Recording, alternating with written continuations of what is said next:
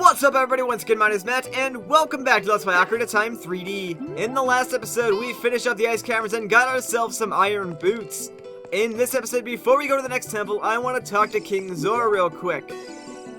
Ah, I see. Princess Ruto went to the water temple. Don't worry dude, we're going there right now, so we'll find her for you. We'll find her. Anyways, in the last episode, we ended up with one extra blue fire, and well, it's quite literally burning a hole in my pocket. So, if we go over to the Zora shop, you'll notice that the entrance is frozen solid by some red ice, and of course, we can unthaw that with our blue fire, so of course we're gonna do that. Now, this is technically optional. You don't really need to do this per se, but the shop does contain one item that may become useful to you at some point. So you'll notice that the shop has replacement Zora tunics. So if you ever lose your blue tunic, this is where you gotta come and get it replaced. But now that that is out of the way, let's go and play the newly acquired Serenade of Water and go to the next temple.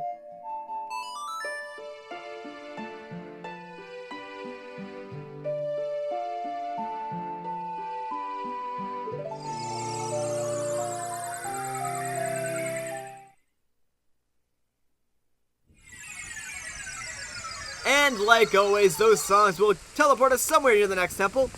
So let's go and jump into Lake Hylia, or well, what's remaining of Lake Hylia, and get our feet wet.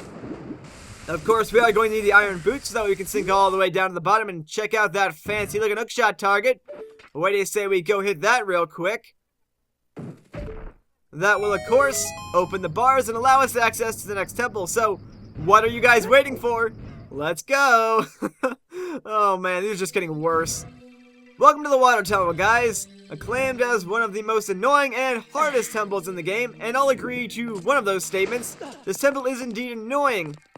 Not particularly hard, though. This temple, if you know what you're doing, it's actually fairly easy and straightforward, but they even made it easier on the 3DS version, so I'll point out the differences once we get down here. You'll notice that these hallways are kind of color-coded, to some degree at least, and they make it a little bit easier to tell exactly where you are. They also have these symbols that they added to let you know that somewhere down this hallway there's going to be a way to adjust the water level in this temple. So, what do you say we go explore and see what's down this hallway? Also, movement's a lot quicker as well on the 3DS. Oh hey, Ruto, wow. 7 years have been good to you too. Oh, you, if I'm right, Link. You're Link, aren't you? It's me, your fiancé, Ruto, Princess of the Zoras. I never forgot the vows we made to each other 7 years ago. You're a terrible man to have kept me waiting these 7 long years. But now is not the time to talk about love. I'm sure you've already seen it. Zora's domain, totally frozen. A young man named Sheik saved me from under the ice. But my father and the other Zoras have not yet... Well, your father's fine.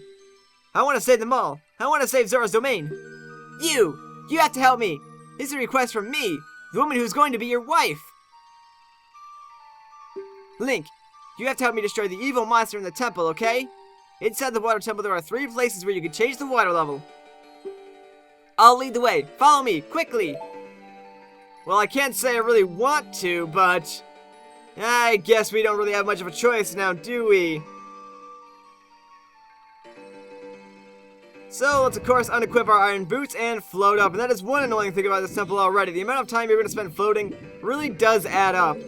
Make note of this breakable wall on the 2nd floor. We can't do anything about it now, but we'll come back to it a little bit later. And of course, once we get all the way to the top, Ruto is nowhere to be found.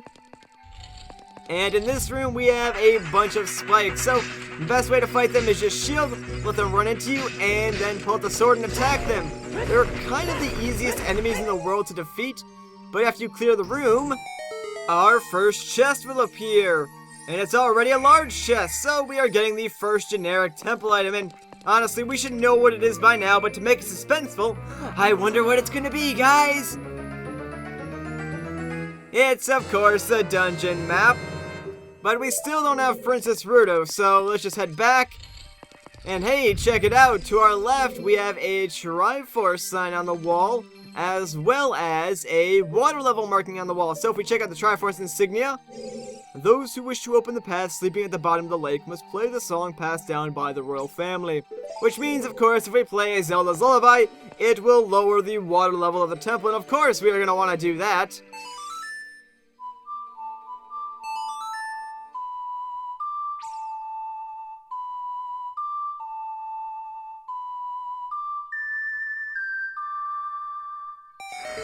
And down goes the water, back to where it came from, which is, I guess, the ground. Anyways, we can jump down here, and you'll notice that the torch is now lit, so we can use our arrows, or actually we can use Din's fire. So yeah, I'm gonna do that instead, because that is way cooler. If I stand in the middle, I should be close enough to these two torches. And there we go. Arrows are going to be very important in this dungeon, so make sure you break a lot of the pots. Most of them will contain restock items, like so. But let's go into this next room, and we've got some clam-like enemies. The easiest way to kill these guys is to get up close to them, wait for them to open their mouth, stick out their tongue at you, and then just shoot them with a hook shot. Obviously, if you take up too much time, they'll actually turn around and attack you with their spiky backside, but as you can see, they're really, really easy to avoid, so clearing all three of them will cause this small chest to appear, and what's inside this small chest? Well, it can only be really one thing because we're in a dungeon, so of course it's going to be a small key. So yeah, we're basically collecting small keys again. I mean, there's not as many keys as in the fire temple, but there are quite a few keys in this temple to collect. Once we get out of here, we're going to want to go to the left. That's kind of a good rule for this temple, actually. If you ever exit an area the same way you went in, you're probably going to want to go left. That seems like it's always the right direction. Anyways, we got a bombable floor over here, so let's just blow this up real quick. And now we can jump down. And of course, we're going to need to equip our iron boots, so we sink down. Some of these passageways, you can actually dive down. You don't have to use your iron boots, you can use the dive. But because the iron boots, you know, taking them on and off is so much quicker on the 3DS, and even movement alone is quicker on the 3DS, I'm probably just going to equip them. Diving actually might be slower on the 3DS. I haven't actually tested it myself. But if we hit the switch, it will raise the water in this room slightly, enough to allow us to access this little dragon statue with a hookshot target on it. Now, I did mention they changed a few things from the original N64 version of this temple, and one of those changes is in this room. So originally, there was a diamond switch behind this fence, and you would just do a spin attack to activate it and open the fence up. But they actually moved that diamond switch to behind the dragon statue for whatever reason. There was honestly no need for them to make that change, in my opinion. Like, I actually prefer the original N64 puzzle to that one, because it's kind of just, it's just way too easy on the 3DS. Like, it's just out in the open. There's no real challenge to it. But oh well. And yes, we did come all this way, just get that one gold Skulltula, as well as those restock items. They will become useful to us a little bit later on in the dungeon. But for now, let's just make our way back to the main hub. And yes, that's another reason why this temple is so annoying, all of the backtracking.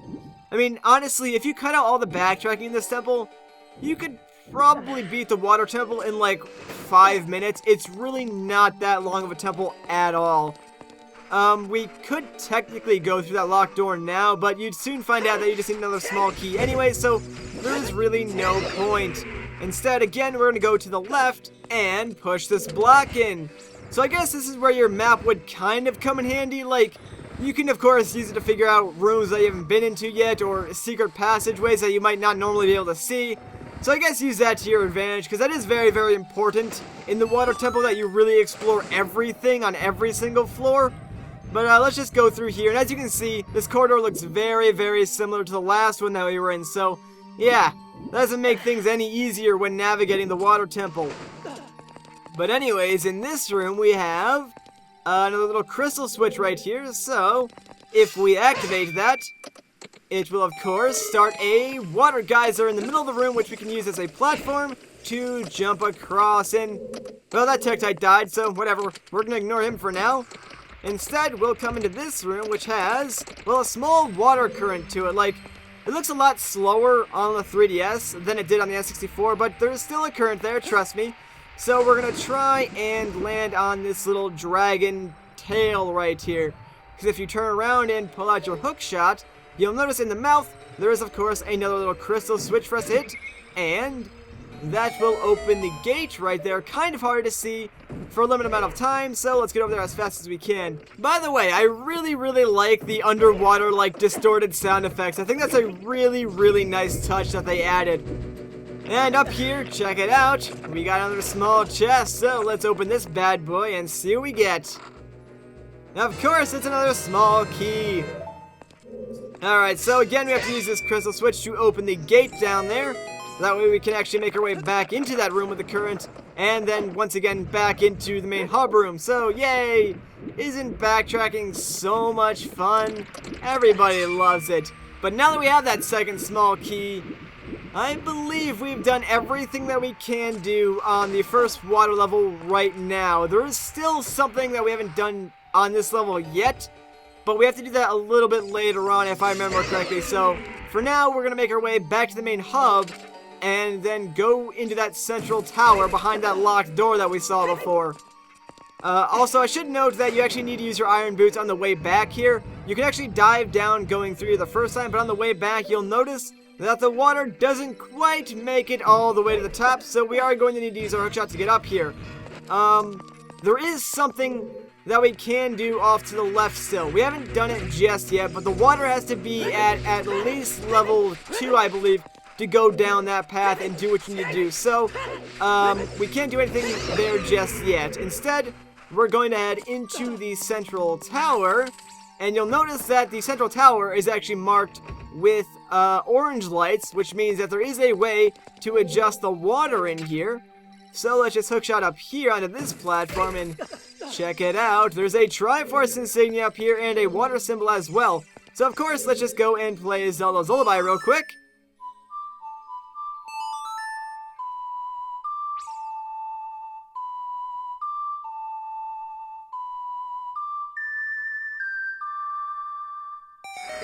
And the water will rise to the second level, along with all those oddly colored blocks. And hey, check it out!